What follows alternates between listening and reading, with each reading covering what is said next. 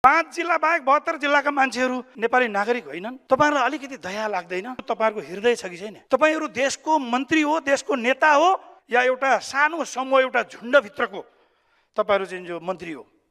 अनि तपाईहरु मन्त्री बनिरहँदाखेरि अनि तपाईहरु एक्लै चुनाव जितेर आएर बन्नु भएको, त्यसो भए गठबन्धनको आवश्यकता किन? अब यो 4-5 वटा क्षेत्रका मान्छेले मात्रै रुख र सूर्यमा भोटाले पुग्ने भयो त? तपाईहरुले अर्कोपल्ट यो सदन चलाउन सक्नुहुन्छ? यो बजेट अहिले तत्काल तपाईहरुले संशोधन गर्नुपर्छ। आज तपाईले गर्नुभएको पाप र धर्मको एक दिन हिसाब हुन्छ।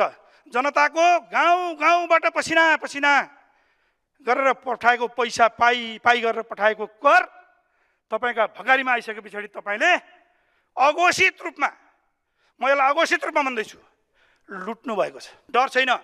यहाँ एउटा हल्ला चलिरहेको छ, टेक एन्ड पे भन्ने, व्यापारीहरुसँग पैसा उठाउने अनि परिवर्तन गर्ने। यो हो डिजाइन भनिएको छ। म भन्दिनँ के हो डिजाइन, मैले अघि नै भनिसकेँ। सभामुख